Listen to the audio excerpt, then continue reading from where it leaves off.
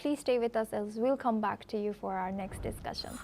South Korea's Industry Minister Kim Jung-Kwan met U.S. Commerce Secretary Howard Lutnick in Washington, discussing a deal on tariffs before the August 1st deadline. Kim reaffirmed South Korea's commitment to ensuring competitive fairness for its companies. The meeting came after Japan's recent deal with the U.S. and heightened pressure on Seoul to reach a similar agreement. South Korea plans to propose a $100 billion investment package involving major companies like Samsung and Hyundai. The deal could help lower U.S. tariffs on South Korea's products, a move U.S. officials see as urgent. Now we go back to our guest discussion with Sanjay Kumar. He's a journalist, joins us live from Seoul. Thank you, Sanjay, for staying with us.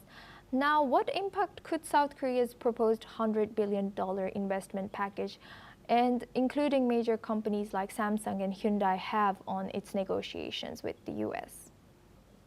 Well, first of all, this $100 billion, this amount is rotating and being distributed in various sources and the media, but there is no official confirmation from the South Korean government so far.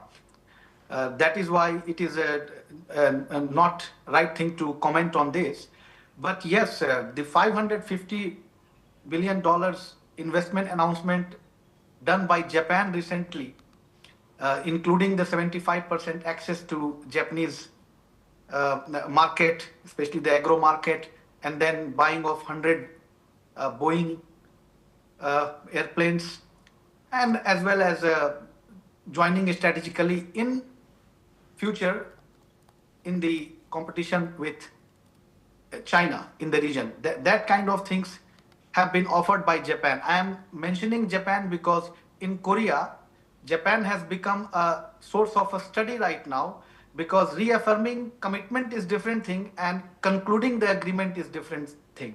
So we should not forget here that South Korea is still trying. The 2+2 dialogue also had been called off yesterday because of some scheduling conflict and other reasons. But in Seoul, the government and the administration is not seeing it as a very positive development. They have to still conclude it, and by 1st of August there is a deadline. That is why concerns are mounting here among the public, among the companies, and especially automobiles and steel is the major concern, and Korean government has the duty to not only support but to protect now the companies who are leading the export. And as Japan is one of the competitors also in the US market of automobiles, it becomes more alarming for Korea to at least achieve an agreement which is similar to Japan. So this is a huge pressure that we can see here. Sanjay, thank you very much for joining us today and sharing your insight throughout our news. Now we move on to our next news.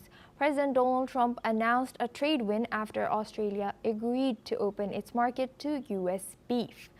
The move follows Australia's decision to ease biosecurity restrictions on imports. Trump celebrated the deal, saying countries that reject U.S. beef are now on notice. Australia's agriculture minister stated that science-based assessments showed U.S. measures to control cattle movement were effective. U.S. officials claimed Australia's previous barriers were unjustified, impeding trade for 20 years. Australian firms will be able to apply for import permits starting July 28th. Well, that's all we have time